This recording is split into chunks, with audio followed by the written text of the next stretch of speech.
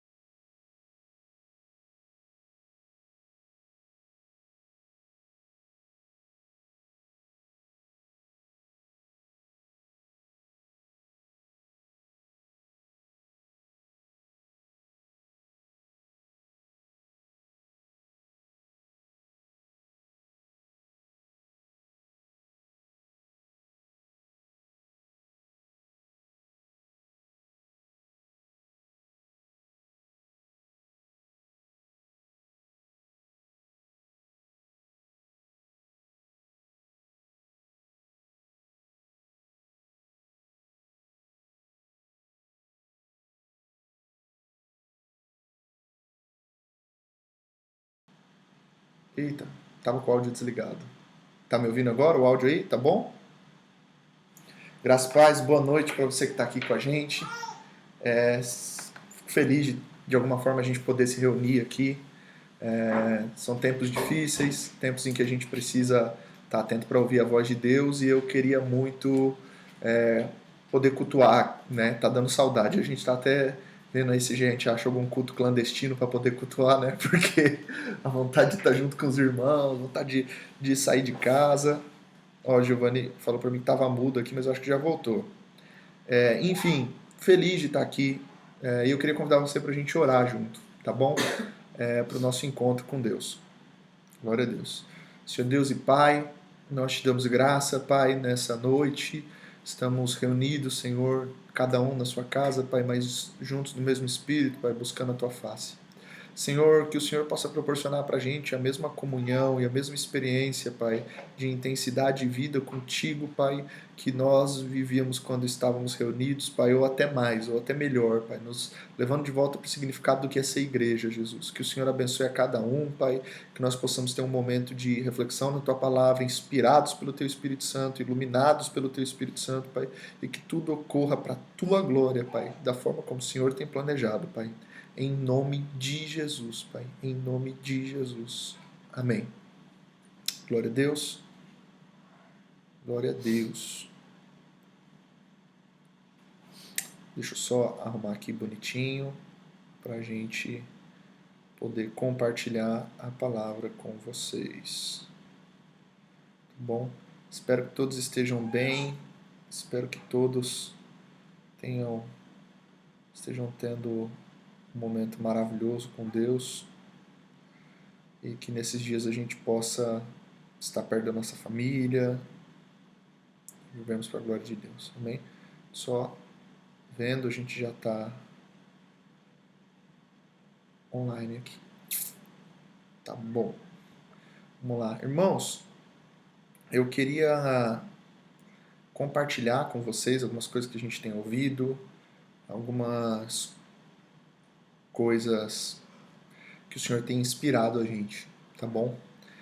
Eu queria começar aqui hoje com uma leitura que está no livro de Neemias, tá bom? Neemias,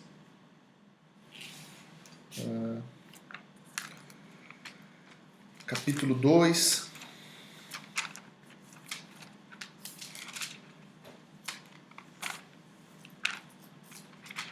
Deixa eu achar aqui.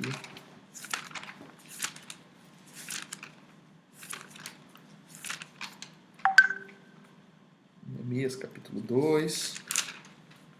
Deixa eu tirar o som aqui para não atrapalhar.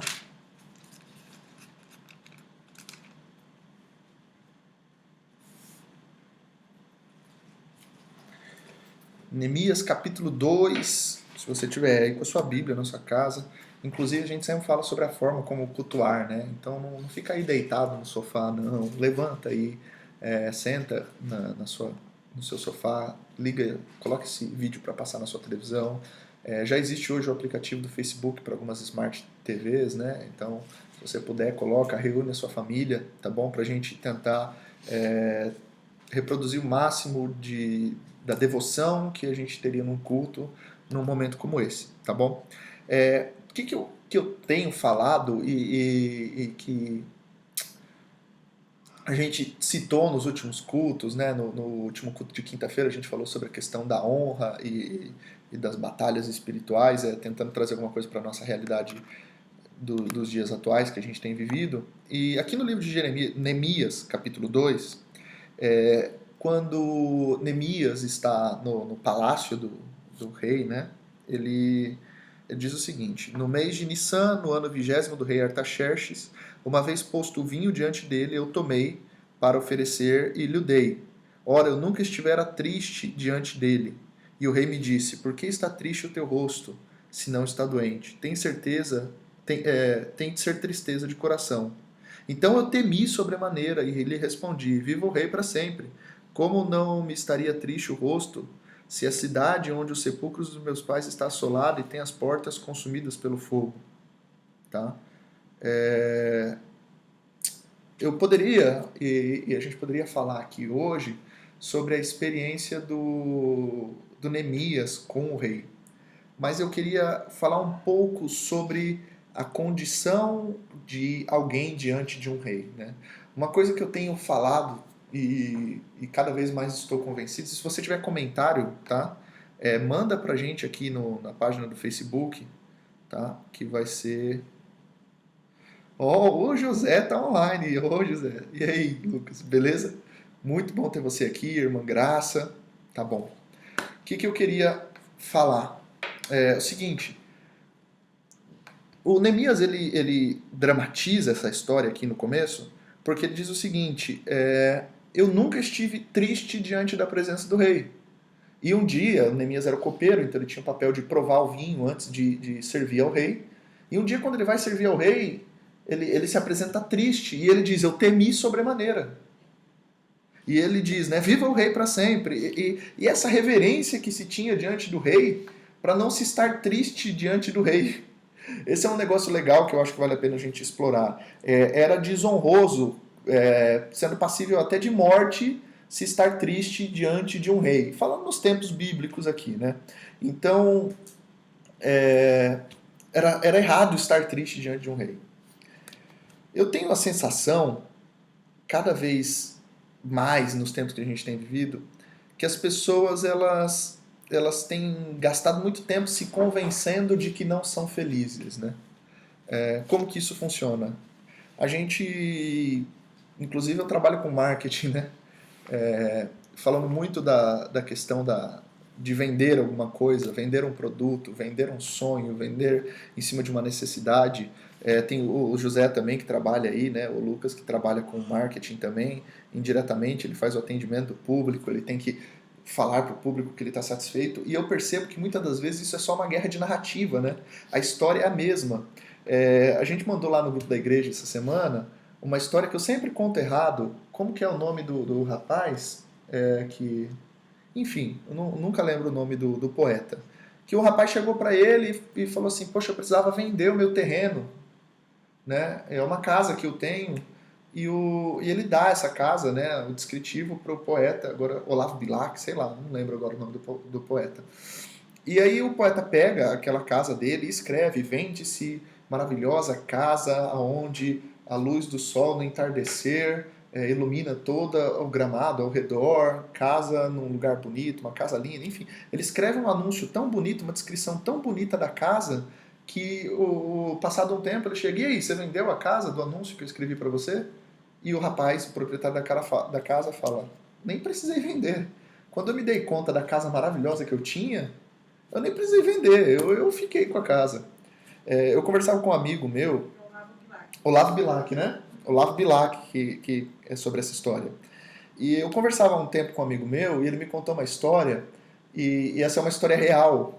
Ele conta que um dos produtores de gado da família, um dia estava passando uma necessidade muito grande e ele pegou um dos gados lá, não sei, um boi, uma vaca talvez, e levou para um leilão. E ele falou, vou leiloar essa vaca aqui, né?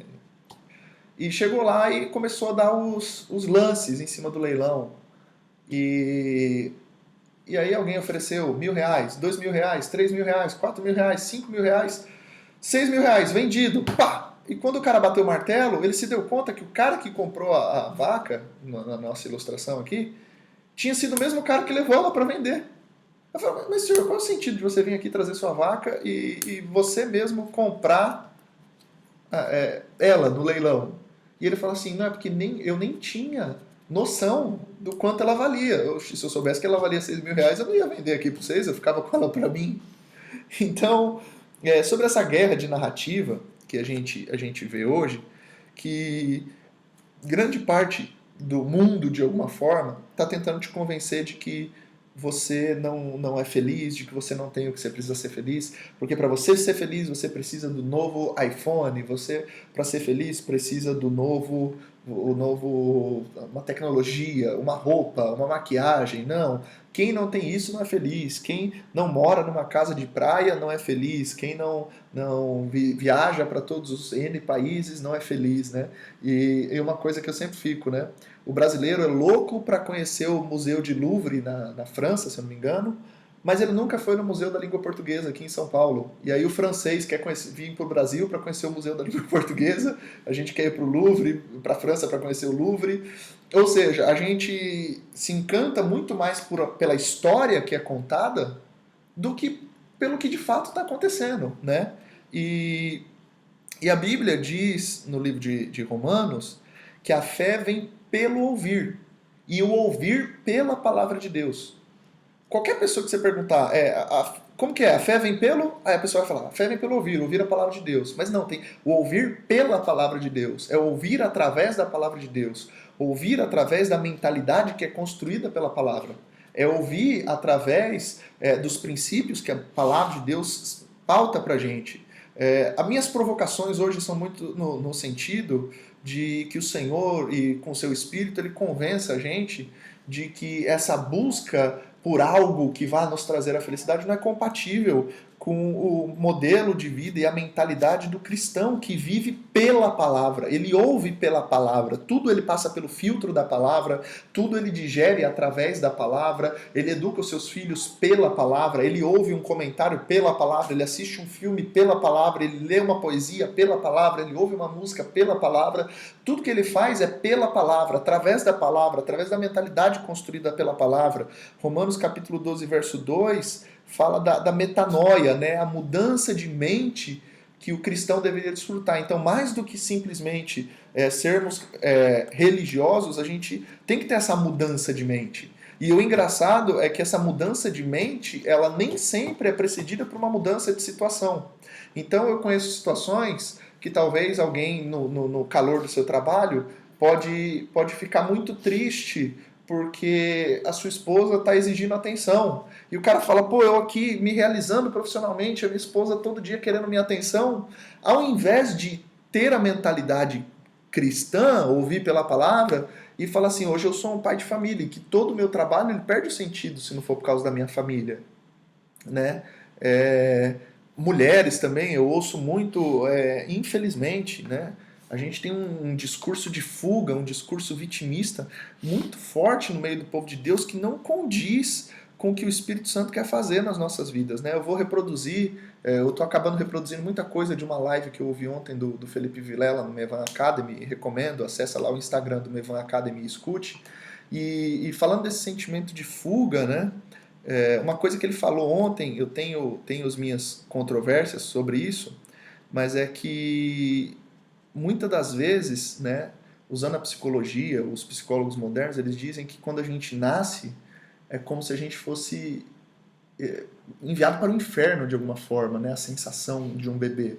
Porque ele está dentro do ventre da mãe, onde ele tem calor, comida e não precisa tomar decisão. Ele está confortável, protegido, temperatura ambiente. Quando ele nasce, ele vem para aquele lugar onde ele não controla a luz, ele não controla os sons, ele tem que chorar para mamar e agora ele tem que sugar o peito da mãe para mamar. É uma situação muito desconfortável e os psicólogos dizem que os primeiros anos de vida do bebê é como se ele quisesse voltar para o ventre materno. Por isso ele reconhece a voz da mãe, por isso ele procura a mãe, né?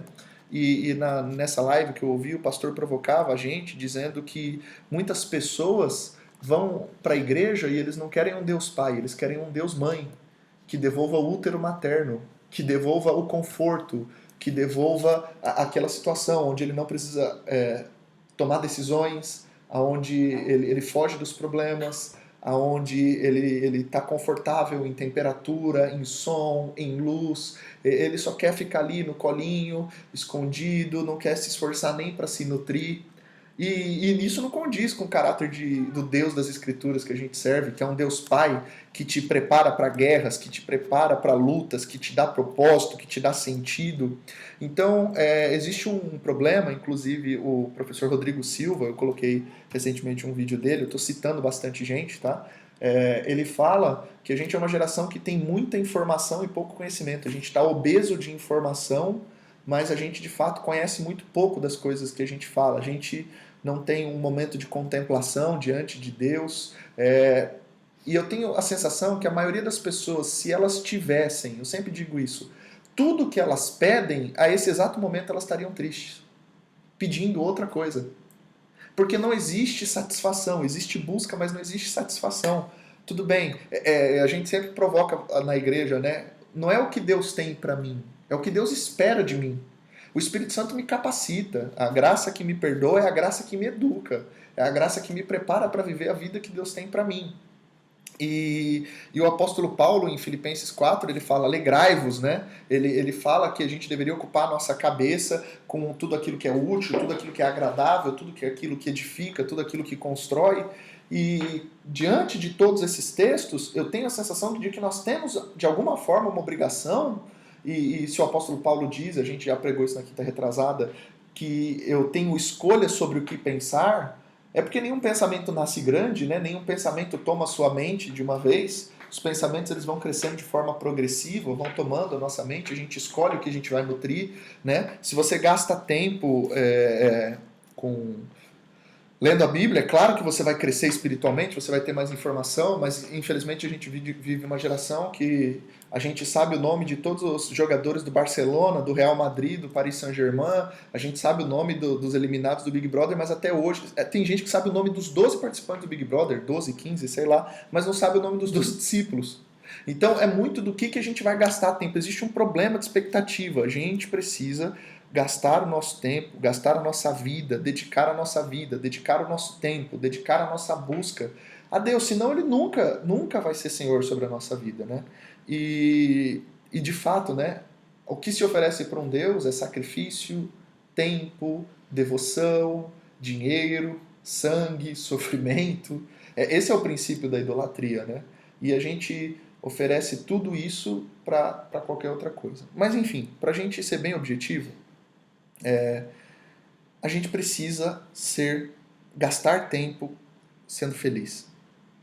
Gastar tempo sendo feliz, e o Senhor tem falado muito comigo sobre isso. Tá? Deixa eu te dar um outro exemplo aqui. Abraão, quando ele ia lá subir o altar para sacrificar a Deus, ele nunca descia do altar falando, poxa vida, deixei lá um cordeiro, viu? Caramba, um cordeirinho bonitinho que eu tinha. Mas tá bom, né? Deixei para Deus, né? Tá bom. Nunca foi esse o sentimento de Abraão. Pelo contrário, quando ele deixa um sacrifício no altar, sempre o motivo do altar tem que valer a pena. Entende isso? Eu tô com vocês aqui olhando para minha mãe, que ela vai dando uns glória a Deus aqui, vai me empolgando, tá bom? O motivo do altar tem que valer a pena. Ou seja, a gente é uma geração tão mimada, tão querendo o colinho do papai. É claro que num momento de desespero é maravilhoso ser abraçado por Deus, ser recebido, né, pelo Senhor com seus braços de amor, suas cordas de amor, ficar debaixo das asas do Onipotente.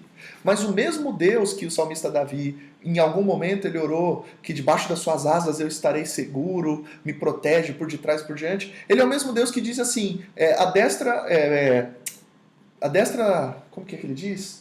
Prepara as minhas mãos para a guerra e os meus dedos para a batalha, minha destra para a guerra. Ele é o Deus que pedia capacitação para guerrear. Então, é claro que existem momentos de cuidado, mas a gente não pode ser essa geração mimadinha para sempre. E tem coisas que, querido, você está esperando de Deus e o Senhor já te deu.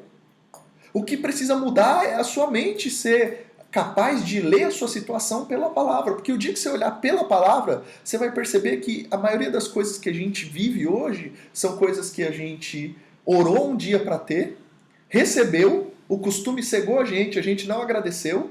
Eu fiz uma provocação com o Matheus essa semana, né?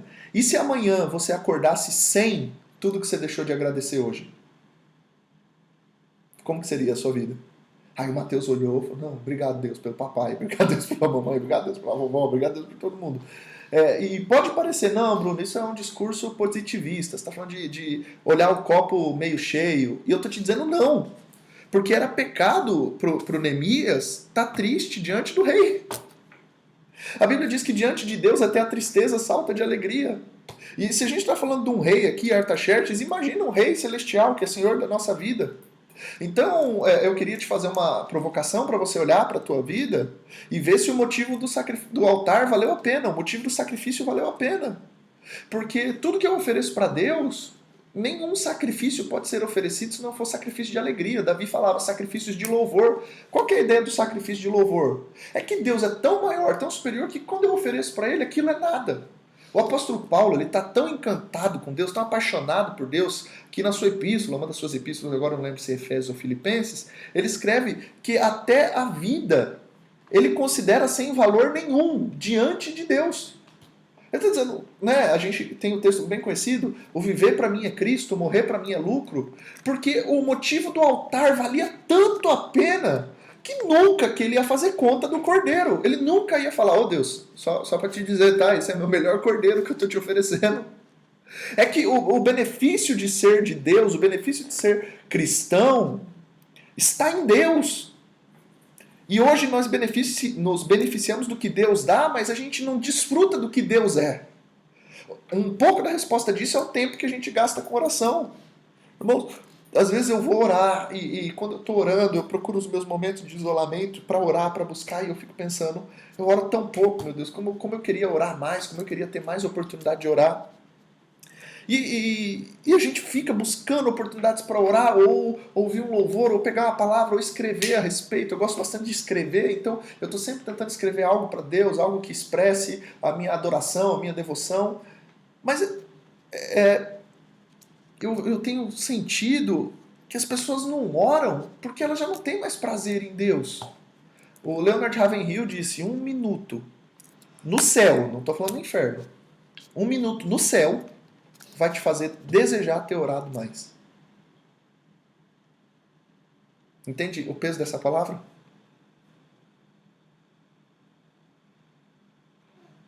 Deixa eu ver que parece que travou aqui.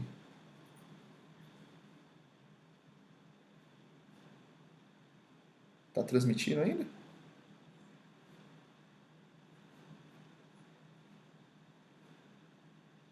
Ah, voltou. Voltou. Então, tá dando para entender, gente? Me avisa aí se estiver dando para entender. Tá?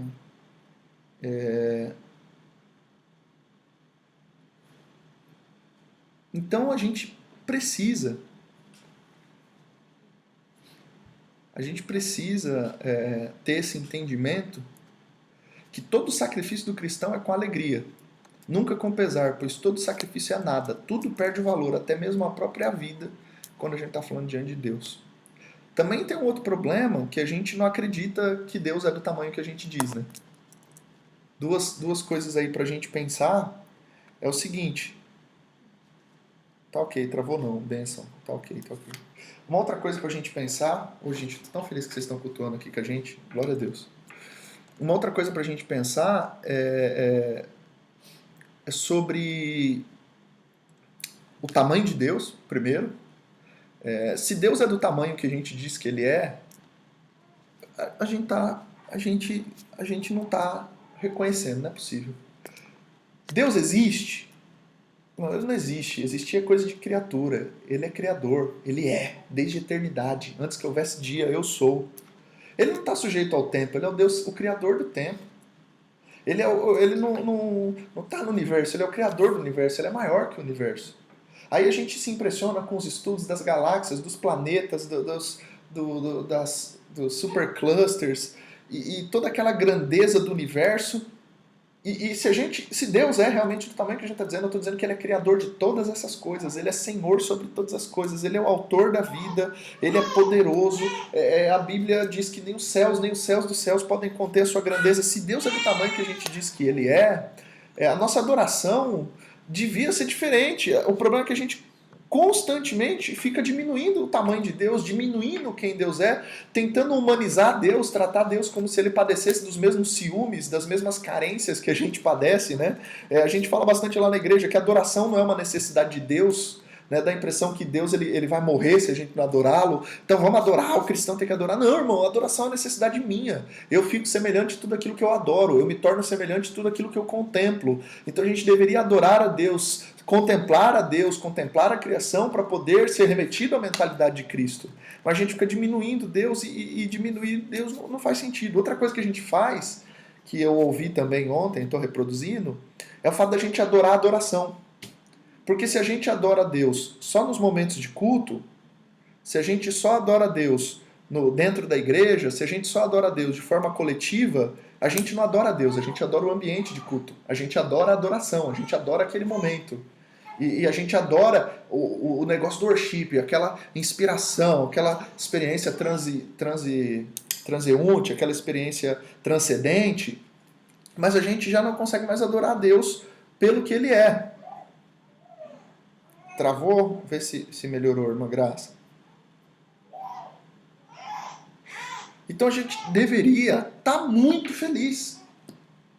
E todo sacrifício, está muito feliz. É claro que o Senhor tem alegrias pra gente. Deus, ele pediu o filho de Abraão? Pediu. Mas ele também permitiu que Abraão desfrutasse da alegria de ter o filho. Ele também permitiu que Abraão desfrutasse da alegria de recuperar o filho depois. Entende? O ponto não é o que eu tenho, a posse que eu tenho, a casa que eu tenho, a vida que eu tenho, se eu sou pai novo, se eu sou pai velho, se eu estou no emprego que eu gostaria, se eu não estou no emprego que eu gostaria, se eu estou ganhando o salário que eu gostaria, se eu não estou ganhando o salário que eu gostaria, se o coronavírus está me deixando trancado, se ele não está trancado. O problema é que felicidade é além disso. E o Senhor está usando essas situações de quarentena, eu imagino muito, glória a Deus, melhorou aqui, né, irmã Graça? Para inspirar a gente a aprender o que é alegria de verdade, alegria segundo a Bíblia.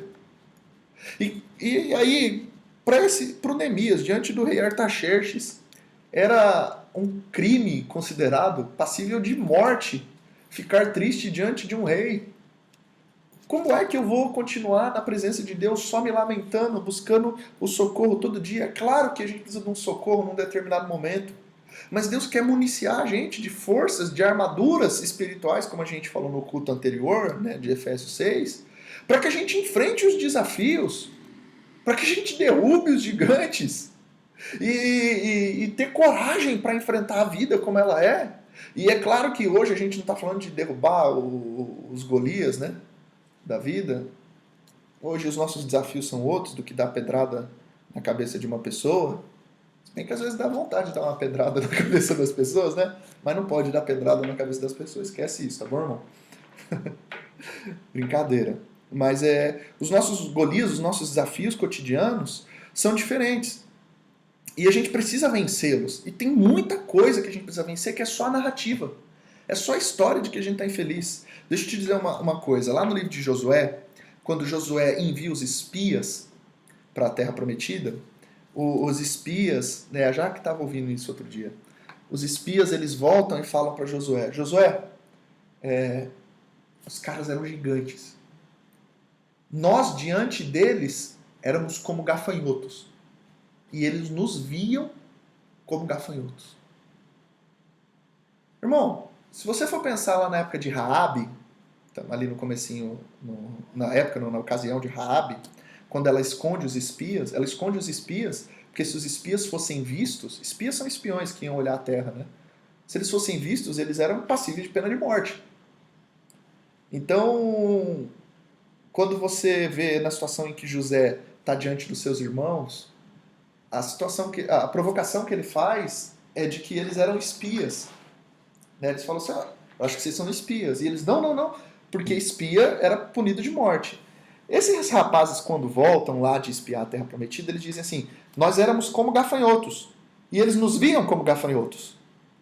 Irmãos, eu tenho certeza, né? O pastor Luciano Subirá fala sobre isso. Ele fala assim, tenho certeza que aqueles rapazes não foram vistos. Porque se alguém visse os espias na Terra, ainda mais gigantes, iam matar eles, com certeza. Mas o problema é que aqueles caras, eles se viam como gafanhotos e projetavam que os outros os viam como gafanhotos. Eles nunca foram vistos, mas eles imaginavam, eles me veem como gafanhotos. Eu já passei por muitas vezes isso na minha vida, né? Eu não vou falar, senão eu vou parecer idiota. Só que, na verdade, isso era a minha autoimagem. Era eu projetando, era só a guerra de narrativa. É porque a gente fica tanto tempo ouvindo que não é, que a gente já se calou a gente parou de escutar o que a Bíblia diz a nosso respeito. E a palavra diz várias coisas a nosso respeito, várias coisas ao teu respeito, que você precisa saber como cristão. Você precisa saber como cristão, por exemplo, de que você foi chamado para ser filho de Deus. E embora isso pareça batido, né? Filho. Não, irmãos, isso é um privilégio. Eu estava falando outro dia com o Tiago aqui na igreja, o Tiago deve estar assistindo a gente aí, e falando o seguinte com o Tiago, o evangelho ele é simples. O pastor Luiz Hermino tem uma frase, ele diz assim, quando for passar pelo evangelho, não passe com pressa, não passe correndo, porque ele é muito mais profundo do que extenso. O evangelho é profundo. Então, quando a gente for falar do evangelho, o evangelho não é sofisticado, ele não é difícil. O Calvino, o Armínio. Não, irmão, o evangelho é profundo. E falando dessa profundidade, é muito difícil nós, sendo pessoas rasas, desfrutarem da profundidade do evangelho. Porque a profundidade do evangelho, por exemplo, me ensina que no livro de Salmo capítulo 1, que a ideia é sermos árvores plantadas junto a ribeiro de águas, cujas folhas não caem, tudo que fizer prosperará. E o segredo dessa árvore são os lugares onde elas estão plantadas, são as raízes profundas que elas têm. Então nós precisamos ser pessoas de raízes profundas em Deus. O apóstolo Paulo fala isso em Filipenses, né? Arraigados no Senhor. E arraigados quer dizer enraizados, fincados, fortalecidos, aqueles que encontraram profundidade em Deus. Então eu estava falando com o Tiago o seguinte, o evangelho não é alimento para girafa, o evangelho é alimento para ovelha. E assim, é claro que ninguém quer ir no culto todo dia ouvir o Salmo 23. Nem todo mundo quer ir para o culto todo dia ouvir o Salmo 91. Todo mundo vai para o culto todo dia, Deus curando o Bartimeu. É todo dia falando do Zaqueu. É todo dia falando... Só que ele também não pode ser um culto que não recebe uma palavra do Salmo 23. Oxi, o que está acontecendo com a gente? O Senhor é meu pastor e nada me faltará, não pode mais te consolar? Será que a gente deixou de ser simples? Será que a gente está em 2 Coríntios 4? Temo que assim como Satanás enganou Eva, assim Satanás vos engane e vos tirando da simplicidade que é em Cristo Jesus?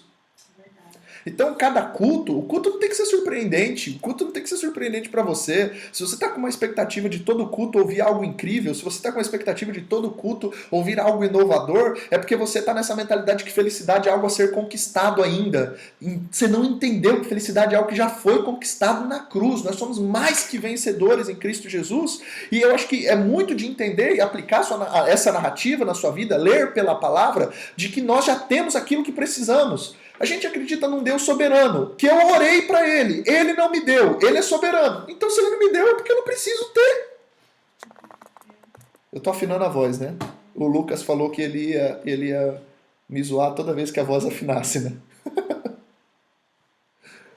Então, o Deus soberano, se eu não tenho, e eu continuo, é claro, bater e abrir-se-vos-á, pedir, dar-se-vos-á, a gente insiste, a gente busca em oração, entendendo que ao Senhor pertence o tempo. Mas todo culto, essa insatisfação, eu quero algo surpreendente. Irmãos, culto a gente está cultuando junto. Eu estou compartilhando uma palavra com você, porque está escrito no livro de Atos que quem tem uma palavra de exortação, compartilha. Quem tem o salmo, quem tem a doutrina. Mas o objetivo daqui não é tornar isso cada vez mais sofisticado. Eu não quero um evangelho mais complexo, eu não quero um evangelho mais inteligente, eu quero um evangelho mais profundo. Porque de inteligente já tem um monte de gente aí, sofisticado, cheio de conhecimento. Mas o que falta são pessoas profundas na palavra, fiéis àquilo que são valores bíblicos, e a gente não está falando de ser uma igreja moderna, a gente está falando de ser uma igreja eterna. Eu quero valores eternos para minha vida, eu quero valores eternos para minha família.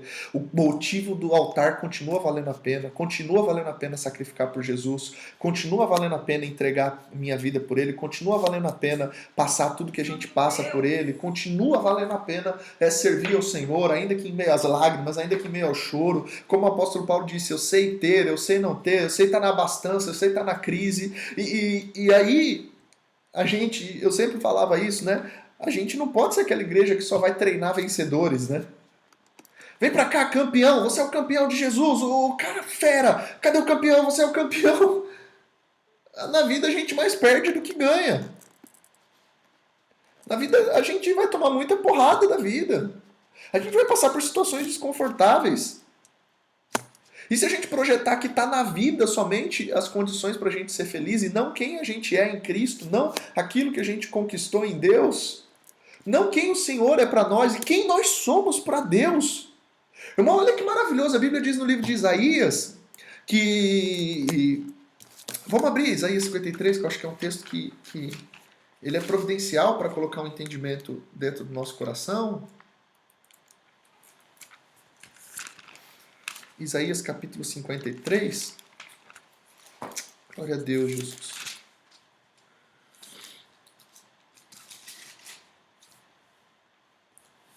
Quando o Isaías vai profetizar a respeito de Jesus, olha o que o Espírito Santo já tinha inspirado Isaías para entender. Quem creu na nossa pregação e a quem foi revelado o braço do Senhor? Estou lendo Isaías 53, verso 2 agora. Porque ele foi subindo como um renovo, perante ele como uma raiz da terra seca. Não tinha aparência nem formosura. Olhávamos-o, mas nenhuma beleza havia para que nos agradasse. Era desprezado e mais rejeitado entre os homens de dores. E que sabe o que é padecer. E como um de quem os homens escondem o rosto, era desprezado e deles não fizeram caso. Então a Bíblia está dizendo, o Isaías está profetizando que Jesus seria um homem que sabe o que é padecer. Tudo bem? Certamente ele tomou sobre si as nossas enfermidades. Ele tomou sobre si as nossas enfermidades. E as nossas dores levou sobre si. E nós o reputávamos por aflito, ferido de Deus e oprimido. Mas ele foi transpassado pelas nossas transgressões, moído pelas nossas iniquidades. O castigo que nos traz a paz estava sobre ele. E pelas suas pisaduras nós fomos sarados. Todos nós andávamos como ovelhas. Cada um se desviava pelo seu caminho, mas o Senhor fez cair sobre ele a iniquidade de todos. Ele foi oprimido e humilhado, mas não abriu a boca. Como cordeiro foi levado ao matador, e como ovelha muda perante os seus tosqueadores. Ele não abriu a boca. Por juízo opressor foi arrebatado, e da sua linhagem, quem dela cogitou? Portanto foi cortado da terra dos viventes por causa da transgressão do meu povo. Foi ele ferido. Designaram-lhe a sepultura com os perversos, mas com o rico esteve na sua morte, posto que nunca fez injustiça, nem dolo algum se achou na sua boca. Isso aqui se cumpre quando José de Arimateia toma o túmulo, né, do Senhor. Todavia, ao Senhor agradou moê-lo e fazê-lo enfermar. E quando der ele a sua alma como oferta pelo pecado, verá a sua posteridade, prolongará os seus dias. A vontade do Senhor prosperará nas suas mãos. Ele verá o fruto do seu penoso trabalho, de sua alma, e ficará satisfeito. O meu servo, o justo, com o seu conhecimento, justificará muitos, porque as iniquidades deles levará sobre si. Irmão, volta para esse versículo, verso 11. Ele verá o fruto do seu penoso trabalho, do penoso trabalho da sua alma, e ficará satisfeito. Em algumas outras traduções está, ele verá o fruto do seu trabalho e se alegrará. Está dizendo que Jesus vai sofrer, ele é um homem acostumado a sofrer, está falando que o Messias viria, né? Ele sofreria, ele estaria acostumado a sofrer, e ele vai profetizando detalhes, ele vai falando que ele foi como uma ovelha diante dos tosqueadores, não abriu a boca, não reclamou, e que no final ele vai olhar e vai ver o fruto do seu trabalho e vai se alegrar.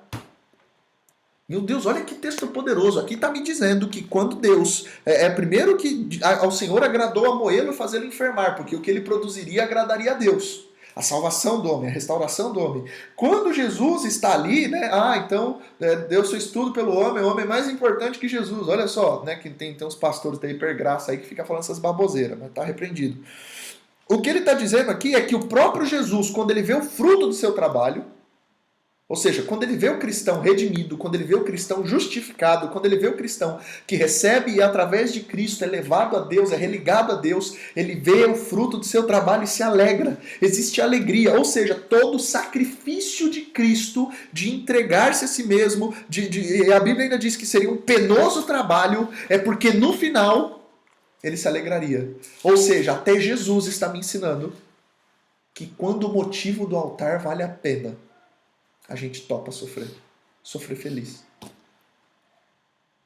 O que eu vejo de pessoas que abandonam a Deus quando o sofrimento vem, é como se você estivesse dizendo para Deus, não vale a pena sofrer por você, Senhor. Não vale a pena suportar a dor por você. Eu gosto daquele texto de Jó. A mulher de Jó fala, amaldiçoa o teu Deus e morre. Olha que situação terrível, Jó. E o Jó fala assim, o bem de Deus eu aceitei com prazer, o mal eu não vou aceitar? Tudo que eu tinha era de Deus, Ele me deu, Ele mesmo tomou, glorificado seja o nome do Senhor. O que o Jó está dizendo é, eu adoro mais do que essa situação. Quando você olha sobre essa perspectiva, nunca que o Jó vai ficar infeliz diante de Deus. É claro que a situação de Jó é uma situação ali totalmente ilustrada de forma poética para a gente, para tentar exemplificar essa questão do sofrimento do homem, né? Que não necessariamente o sofrimento do homem está ligado a algum mal, como algumas religiões pressupõem, né? Que tudo é maldição, tudo é mal, tudo é alguma coisa. Mas, inclusive, se você tem dúvidas sobre o assunto, a gente tem uma ministração disponível também sobre maldição e dias maus, qual a diferença entre eles. Mas o Jó olha para aquilo tudo e fala, o resultado de tudo é que eu vou ficar feliz no Senhor. Olha que maravilhoso. Está escrito no livro de Hebreus. Deixa eu ver se eu acertei. É maravilhoso, é muito bom.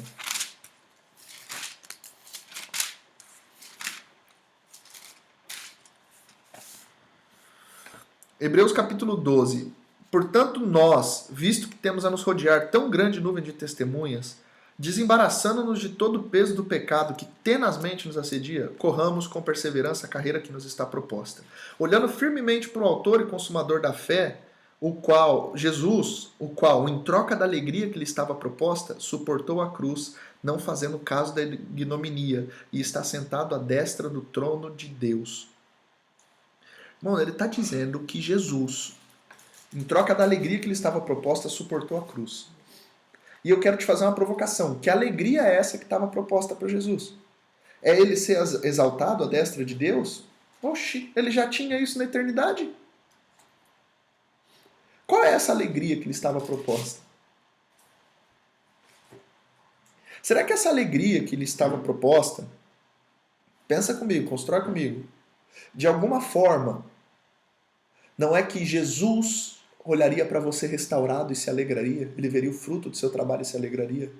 Será que essa alegria que lhe estava proposta, vale a pena a gente orar sobre isso, pensar sobre isso, pregar outras vezes sobre isso, voltar no culto sobre isso? Será que essa alegria que lhe estava proposta não é de alguma forma a alegria de ter a comunhão restabelecida, ver você tendo a comunhão restabelecida com Deus? Você é amado.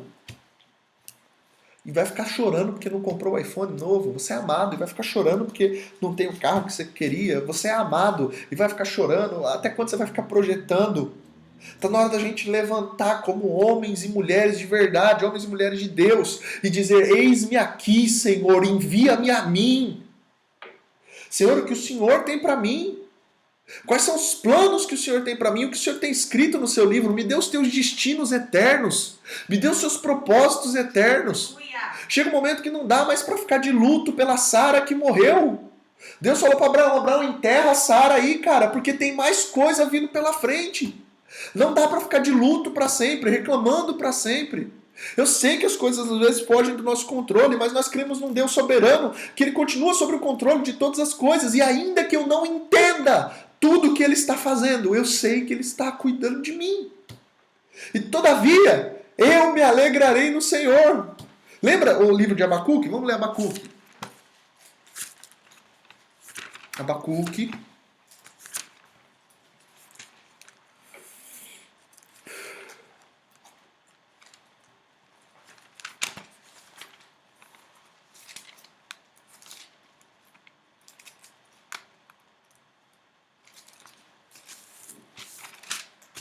Abacuque capítulo 3, verso 17, super famoso.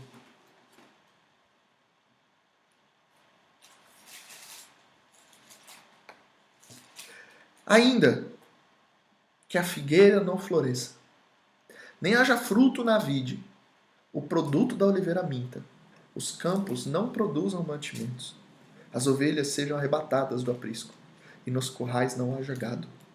Todavia, eu me alegro no Senhor e exulto no Deus da minha salvação. Só aquilo que te causa alegria pode, na ausência, te tomar a alegria. Se a tua alegria está nas coisas, a ausência das coisas te tomaria a alegria. Mas se a sua alegria está no Senhor e no Deus da sua salvação, nunca o Senhor, o Deus da sua salvação, vai ser ausente na sua vida. Portanto, você nunca vai sofrer da falta dele. E uma vez que você não sofra da falta dele, você nunca vai parar de estar alegre. Irmãos, a Bíblia diz que a alegria do Senhor é a nossa força. A alegria de Deus nem sempre vai fazer sentido. A paz de Deus não faz sentido. É uma outra forma de dizer a paz que excede todo entendimento. Tá tudo dando errado. Como você está? Em paz. Por quê? Porque a Bíblia diz que todo caminho tortuoso será endireitado. Então eu creio que tudo que está tortuoso vai ser endireitado por Deus. E se não for, espiritualmente, para Deus isso é caminho reto, isso é caminho aplainado. Eu vou continuar caminhando. Entende isso? Isso é viver pela fé e não por vista. Pela fé de que aquilo que os olhos não viram, os ouvidos não ouviram, não subiu ao coração do homem, é o que Deus tem preparado para nós e nos revelou em Cristo Jesus. Aquilo que eu não vi está revelado em Cristo Jesus. Está lá em Coríntios. 1 Coríntios 2, se eu não me engano, ou 2 Coríntios 2. O Senhor tem para nós essa revelação. A Bíblia diz que a glória de Deus é se esconder e a nossa é procurá-lo, é fazê-lo conhecido. Mas isso não faz sentido quando a gente sente prazer em ser vítima. Eu acho que a gente se comove mais com a nossa própria história do que as outras pessoas. Tem, sei lá, um exemplo. Talvez você, esposa aí, está assistindo muita novela, muita programação aí da Rede Globo, muita cultura inútil. E aí, quando o seu marido chega em casa, você olha e compara ele ao personagem da novela e diz: macho opressor, tá trabalhando achando que eu sou tua escrava, que eu tenho que fazer comida para você.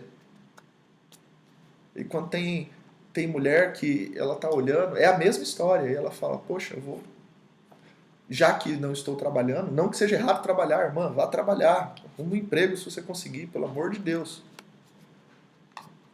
Eu vou contribuir com meu marido de alguma forma. Tem homem que chega em casa e fala, ih, lá tá a mulher esperando de novo, meu Deus. Essa mulher fica aí mufumbada o dia inteiro de casa. Tem cara que fala, pô, eu vou sair do emprego, vou encontrar minha esposa, porque ela cuidou dos meus filhos para mim enquanto eu estava trabalhando, ela me esperou o dia inteiro. Ah, Bruno, aí você está sendo ingênuo demais. Não, irmão, é a gente que está perdendo a simplicidade, isso é ler pela palavra. Entende isso? Cara, eu vou chegar em casa, vou ver meus filhos hoje. A gente precisa começar a convencer a nossa alma de que a alegria é aquilo que Deus tem proporcionado pra gente. Alegria não é um projeto futuro, alegria é para hoje. Gaste tempo sendo feliz. Olha para a pessoa que está aí do seu lado, essa pessoa que está há 10 anos, 20 anos, nunca te abandonou. Olha para os seus pais. Aí precisa vir a Ana Vilela para comover uma geração inteira, dizendo, cantando uma música que a vida é um trem-bala e que abraça os seus pais, sorria. Porque os cristãos pararam de ler a Bíblia e anunciar de forma profética de que o Senhor tem nos feito grandes coisas. Por isso estamos alegres, por isso estamos felizes. Aí a gente precisa ir procurar alegria no pecado, porque o nosso coração já não é mais capaz de se alegrar nas coisas que Deus fez. E a gente quer que Deus nos surpreenda. Irmãos, Deus não precisa me surpreender, irmão.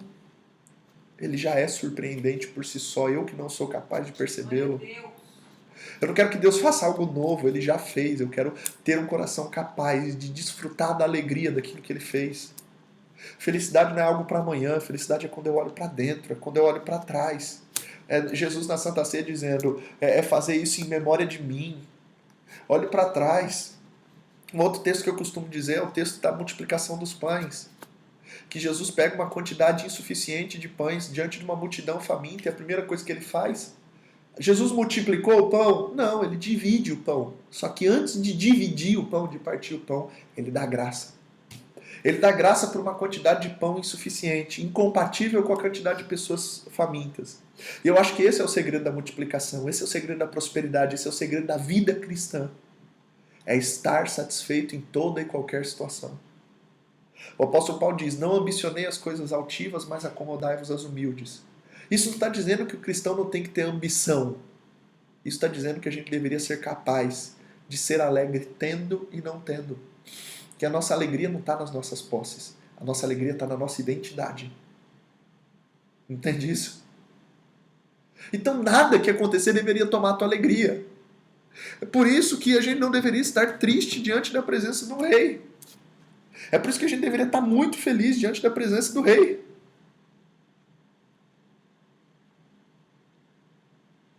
Eu acho que a gente tem que seguir daqui para frente entendendo e aceitando a ideia de que se é feliz e amado. E de que você não falta nada para viver isso. Você não precisa de nenhuma prova de amor de Deus para entender isso. Aí você pega o adolescente de 16 anos e alguém fica todo dia, toda a internet, todo programa de televisão dizendo: você tá com depressão? Você se sente sozinho? Você se sente sozinho? Você tá depressivo? Você tá depressivo? Você se sente sozinho? Os seus pais te rejeitam? Os seus pais calam a sua boca? Os seus pais não ouvem a sua voz? E aí o cara vai tentando construir aquela narrativa em cima da realidade dele. Não estou dizendo que isso não aconteça, acontece. O que eu estou dizendo é que também tem caso de gente que compra aquela narrativa, compra aquela história. E isso está roubando a felicidade da gente. Felicidade é para hoje. Ah, os meus pais não me compreendem. Cara, você tem seus pais. De verdade. Bruno, mas você não sabe como é difícil honrar meus pais. Você tem seus pais. Quantas pessoas perderam os pais nessa época de coronavírus? Quantos pais foram tomados? Quantos filhos foram tomados? E graças a Deus você está aí, saudável, protegido por Deus, vivo, tendo a oportunidade de respirar mais um dia. E é sério, Bruno, esse papo de agradecer o ar que eu respiro. Irmão, se Deus é do tamanho do Deus que a gente está dizendo, cada respirada nossa é um favor dele. Cada minuto de vida é um gesto da sua infinita misericórdia. E é claro que o Senhor não nos tem dado mais uma oportunidade dessa vida misteriosa, intrigante, cheias de perguntas que a gente gostaria de ter resposta, mas que o Senhor acalma o nosso coração, né?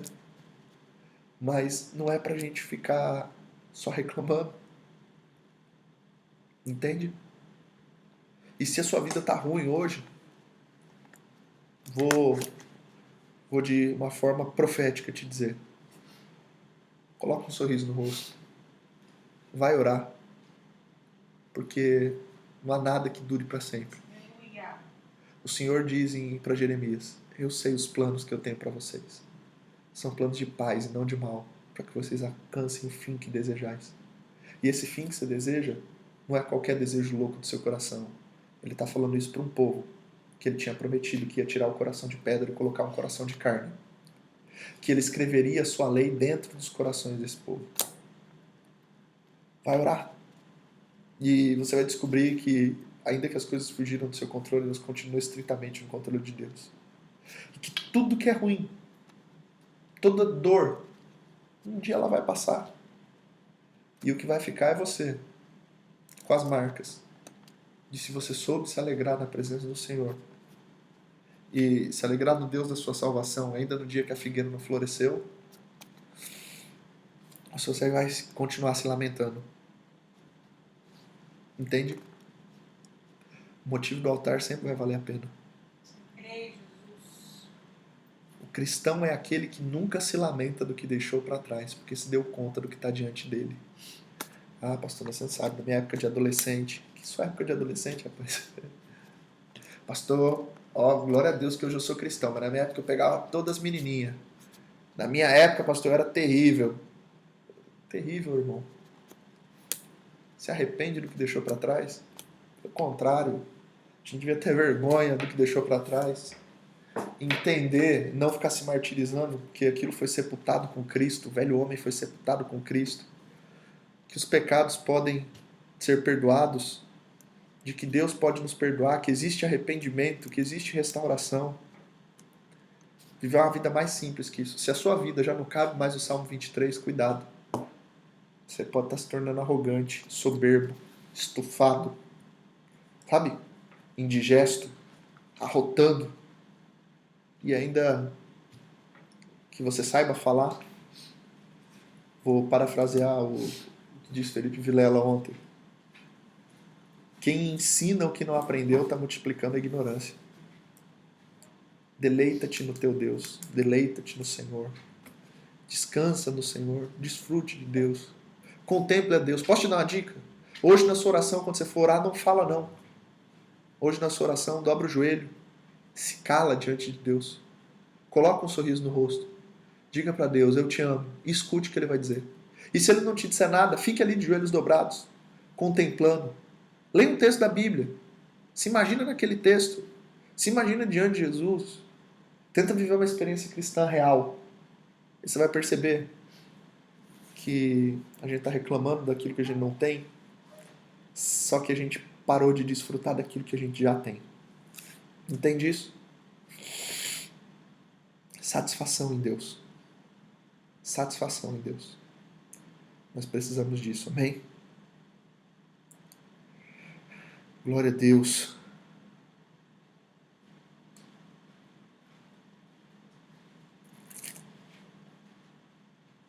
Glória a Deus. Amém? Espero que você tenha sido abençoado por esse culto. Espero que você tenha sido abençoado por essa palavra. Amém? Eu vou estar orando. Esqueci da live.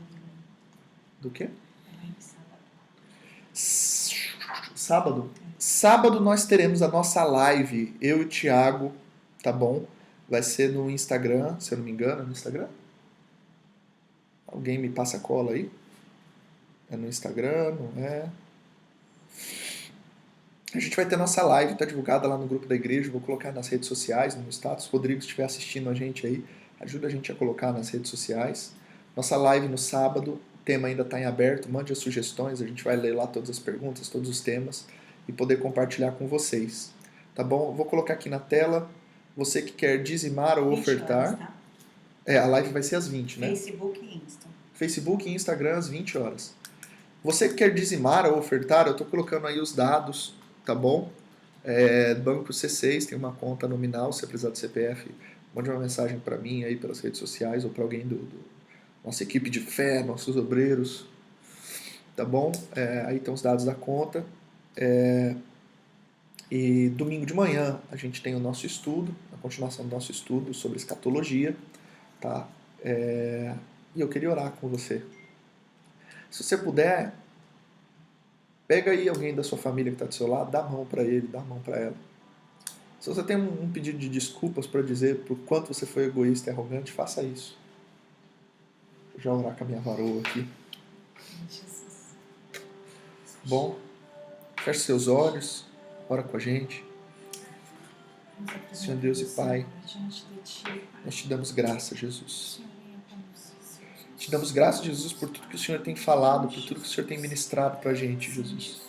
Por tudo que o Senhor tem nos ensinado, nos inspirado, Deus.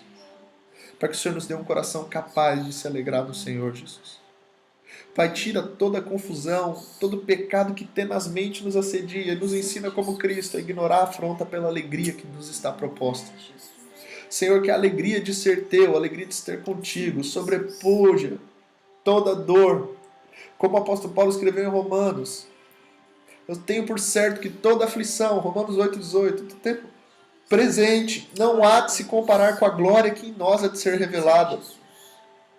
Senhor, não projetando de forma otimista que o amanhã vai ser melhor, Jesus, mas deleitando nas suas promessas e naquilo que o Senhor tem para nós, Jesus. Nós queremos nos alegrar em Ti, Jesus. Pai, todo sacrifício por Ti valeu a pena. Estar aqui por Ti valeu a pena. Te entregar a minha vida é nada. Na verdade, te entregar a minha vida foi um favor que o Senhor me fez. O único beneficiado com essa entrega fui eu. Te entreguei uma vida cheia de fardo, cheia de pecado, cheia de peso, e recebi a vida que vem de Ti, a mente do Senhor, a mente de Cristo, Teu Espírito. Senhor, te entregar a minha vida, Jesus, foi um favor que o Senhor fez, aceitar uma vida tão pequena, tão mesquinha, tão egoísta como a minha vida. Não foi eu que te aceitei como Salvador, foi o Senhor que me aceitou como filho. Senhor, me ensina a entender, Jesus, e a ler o mundo pela Tua Palavra, ler pela Tua Palavra, ver a minha família pela Tua Palavra. Família não é um projeto falido, casamento não é um projeto falido, família é um projeto de Deus.